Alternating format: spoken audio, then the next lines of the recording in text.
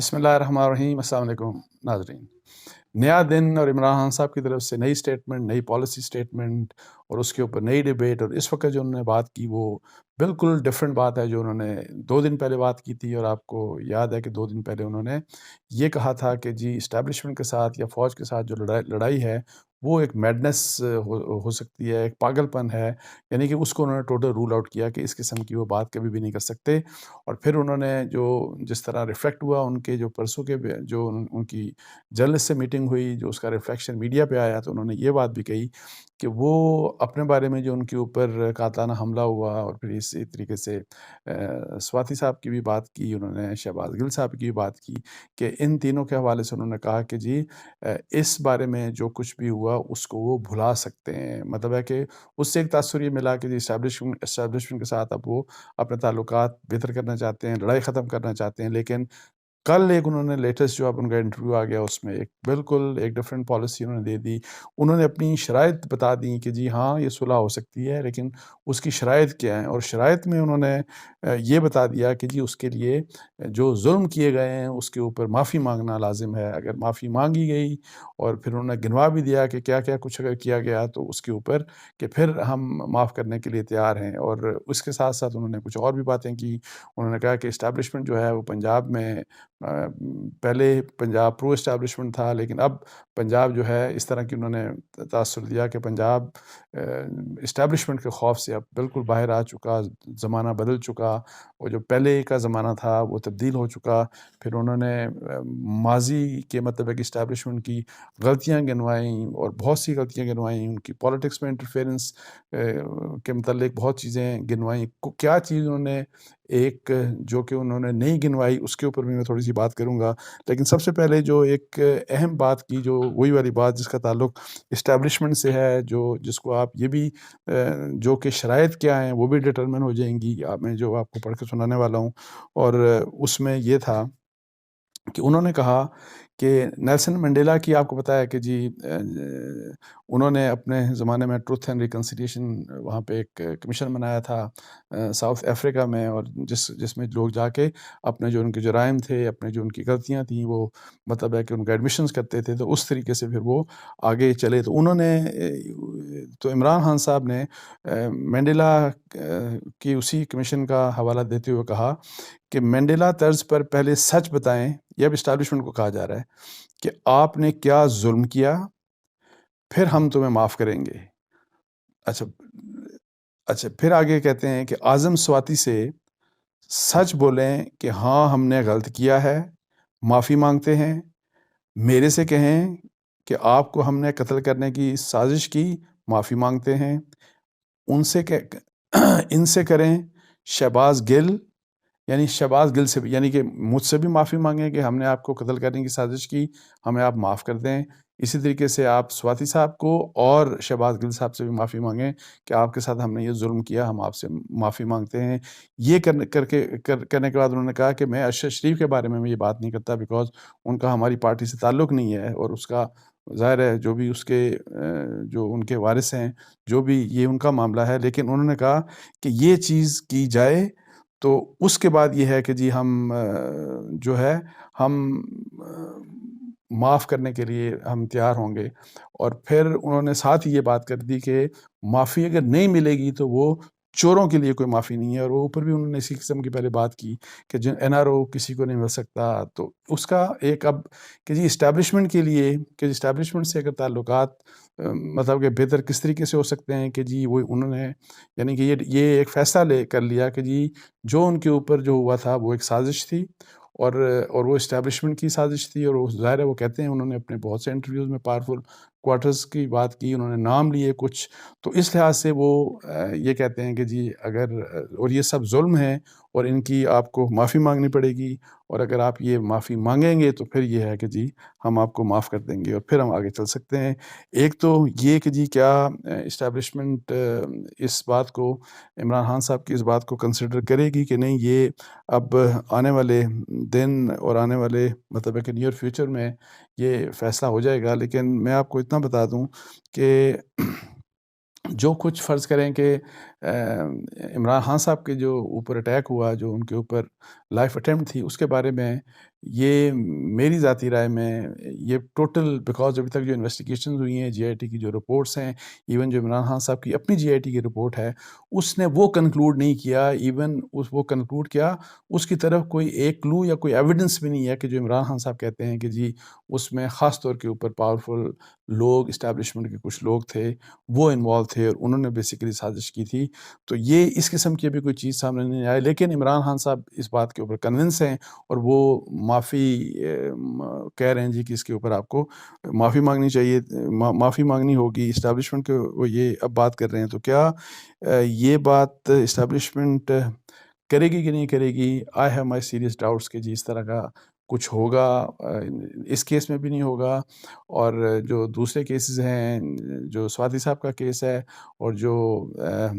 شہباز گل صاحب کا کیس ہے، اس میں بھی میرا نہیں خیال کہ اس قسم کی کوئی بات ہوگی. اور ایک بات جو عمران خان صاحب ہمیشہ دیکھیں، مرضی کی بات ظاہر ہر کوئی کرتا ہے، تو عمران خان صاحب بھی پولیٹیشین، انہوں نے مرضی کی بات کرنی ہے. وہ یہ بات گل صاحب کی جب بات کرتے ہیں اپنے کیس میں، تو میں آپ کو بتا دوں کہ اس میں تو ان کے اپنے جو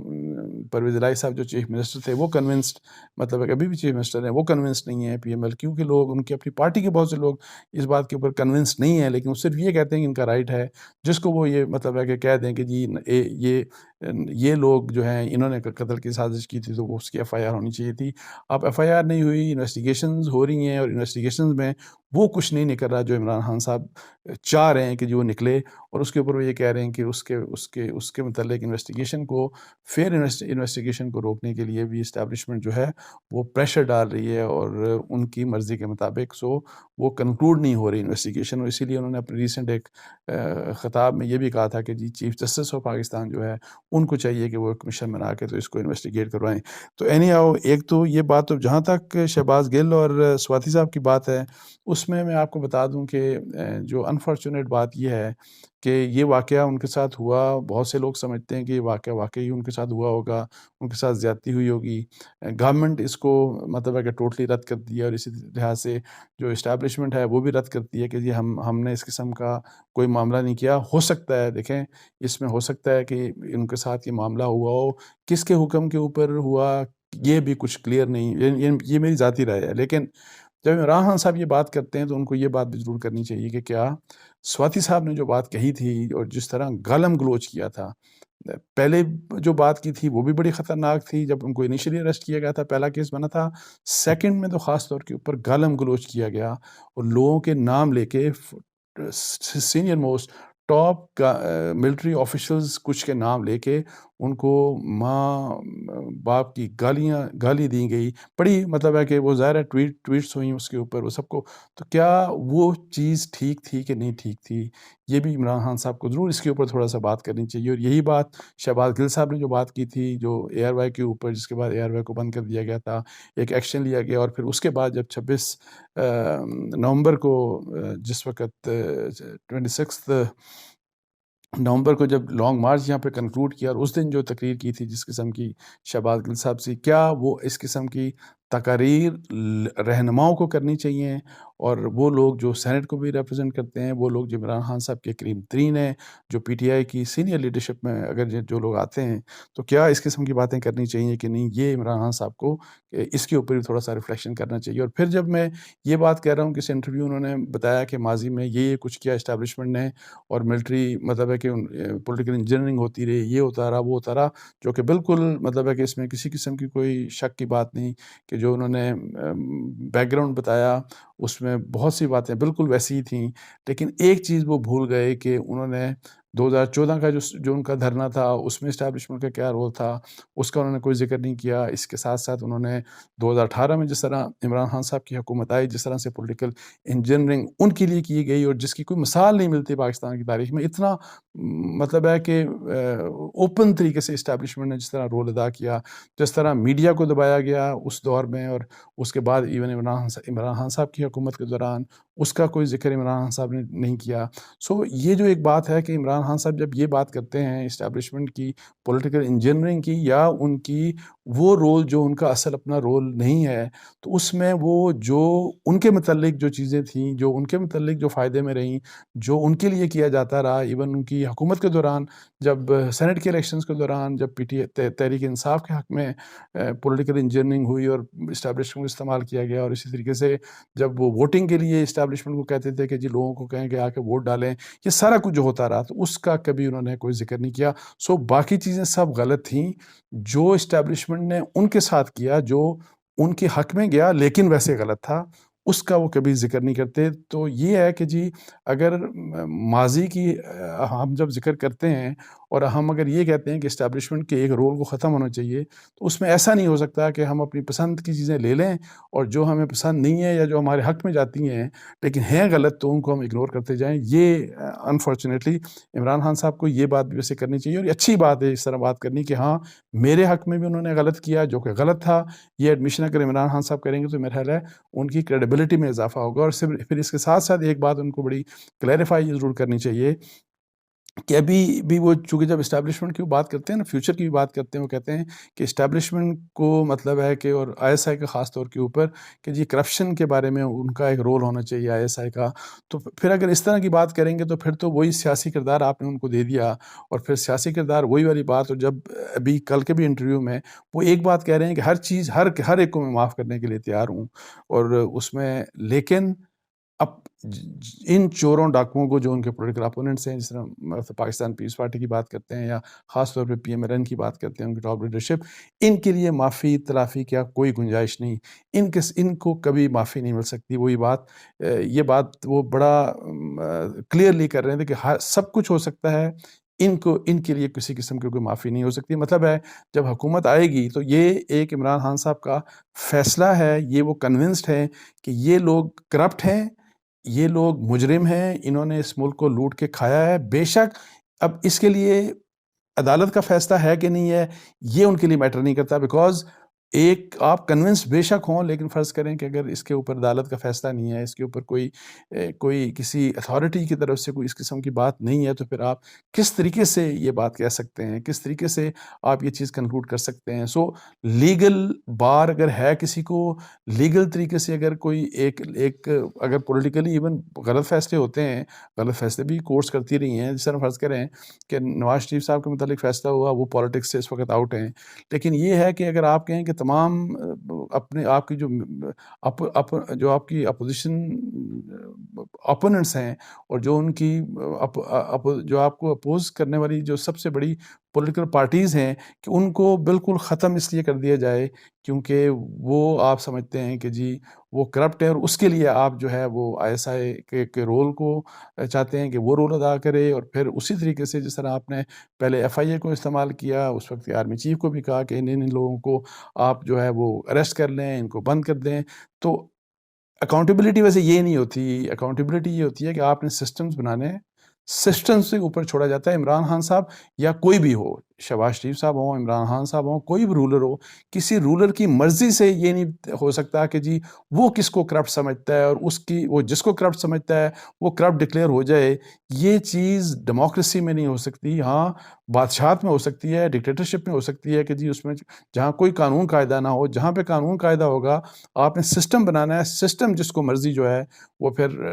اگر اس لحاظ سے جس کے پاس شواہد ہیں، ایویڈنس ہے، آپ ان کو جو ہے وہ آپ سزا دے دیں. ادروائز ایسے نہیں ہو سکتا کہ کسی کی خواہش کے اوپر. لیکن عمران خان صاحب کا ایک جو سوچ کا انداز ہے اس سے وہ لگتا ہے کہ وہ یہ چیز پہلے بھی انہوں نے کی اور آئندہ بھی وہ یہی کچھ کرنا چاہتے ہیں، اور اس کے لیے وہ آئی ایس آئی کو استعمال کرنا چاہتے ہیں، جو کہ سویلین سپریمیسی کی مطلب ہے ان کی جنگ نہیں ہے. ان کی جنگ بالکل ایک ڈیفرنٹ جنگ ہے. وہ اپنے پاس فل طاقت رکھنا چاہتے ہیں. یہ ایک جو بات ہے یہ بڑی انفارچونیٹ ہے، اور جو کہ ان کو ظاہر ہے سمجھنی چاہیے. ان کے جو ارد گرد لوگ ہیں ان کو سمجھانا چاہیے کہ ہمارا کام سسٹم بنانا ہے، ہمارا کام اکاؤنٹیبلٹی کا بہترین سسٹم لے کے آئیں. آپ ایف بی آر کو ریفارم کریں، آپ ایف آئی اے کو ریفارم کریں، آپ نیب کو بھی اگر کنٹینیو کرانا چاہتے ہیں تو نیب کے ادارے کو، ایک تو اس کے لوگ میں وہاں پہ جو لوگ بیٹھے ہیں وہاں کے ان کے جو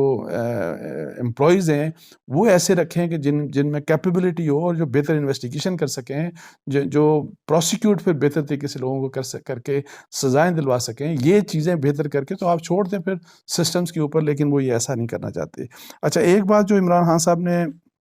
اور اپنے اس انٹرویو میں کی، انہوں نے مصر کی اور سری لنکا اور مصر کی مثال دی کہ وہاں پہ معاشی حالات بڑے خراب ہوئے، اور پھر وہاں آئی ایم ایف کے حوالے سے انہوں نے کہا کہ وہاں پہ فوج کی اب شرائط یہ لگائی جا رہی ہیں کہ جی فوج جو ہے وہ اس کو ظاہر ہے آپ اس کی تعداد کو کم کر دیں، مطلب ہے کہ فوج کے بجٹ کو آپ ڈراسٹکلی کٹ کر دیں،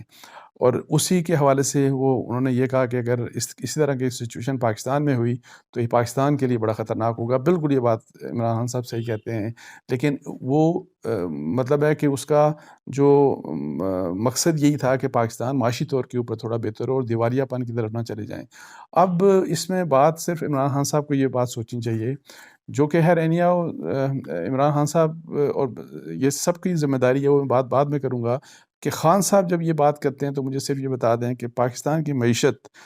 جب ان کی اپنی گورنمنٹ تھی اور جب ان کی گورنمنٹ جانے والی تھی اور آئی ایم ایف کے ساتھ جو اگریمنٹ ہوا تھا تو اس اگریمنٹ کی وائلیشن میں انہوں نے کیوں اس قسم کے فیصلے کچھ کیے کہ جس کی وجہ سے نہ صرف آئی ایم ایف کا ہمارا جو ڈیل ہے وہ ڈی ریل ہو گئی، بلکہ ہماری معیشت کے اوپر اتنا پریشر آ گیا کہ ہماری معیشت وہی کہ ڈیفالٹ کی طرف جانے کا ایک رستہ ہمارا بن گیا۔ اور آپ وہی والی بات کہ جب آپ پیٹرول ڈیمانڈ تو یہ تھی، ریکوائرمنٹ یہ تھی کہ آپ پیٹرول اور ڈیزل 30 روپے مہنگا کرتے تو آپ نے 10 روپے مزید اس کو سستا کر دیا، پیٹرول بھی اور ڈیزل بھی، تاکہ نیکسٹ گورنمنٹ جو آئے تاکہ وہ چل نہ سکے، تاکہ معاشی طور کے اوپر وہ اتنی برے حالات اس کے لیے ہوں کہ وہ حکومت چل نہ سکے۔ تو آپ مجھے بتائیں کہ جب اس قسم کی آپ کی اسٹریٹجی ہوگی تو ہمارے یہ کتنی بڑی کنٹرڈکشن ہے اس بات کی کہ ہمارے ملک کے معاشی حالات ٹھیک ہوں۔ اور پھر اس کے ساتھ ساتھ مجھے بتائیں، جب کہ عمران خان صاحب کی گورنمنٹ چلی گئی تو مجھے اتنا پتہ ہے کہ اس وقت کی اسٹیبلشمنٹ نے عمران خان صاحب سے بھی کانٹیکٹ میں تھے، وہ پی ڈی ایم سے بھی کانٹیکٹ میں تھے، اور وہ چاہتے تھے کہ مئی میں الیکشنز کا فیصلہ ہونا تھا کہ جی فوری طور کے اوپر الیکشنز کا فیصلہ ہو جائے گا، لیکن اس کے لیے یہ کہا گیا تھا کہ جی اس وقت چونکہ آئی ایم ایف کی آپ کو ٹاکس ہو رہی تھی، اور یہ جو 25 مئی کو دوحہ میں فائنل ٹاکس ہونی تھی، مطلب کروشل ٹاکس ہونی تھی آئی ایم ایف کے ساتھ، اور پاکستان سے ہمارے لوگ وہاں پہ انہوں نے جانا تھا، تو عمران خان صاحب کو کہا گیا تھا کہ آپ اپنا لانگ مارچ تھوڑا ڈیلے کر دیں، لیکن انہوں نے 25 مئی کی ہی ڈیٹ رکھی، مطلب اس دن جس وقت وہ کرٹیکل ٹاکس ہونی تھی آئی ایم ایف کی۔ اور پھر اس کے بعد جب اس کے باوجود جب پھر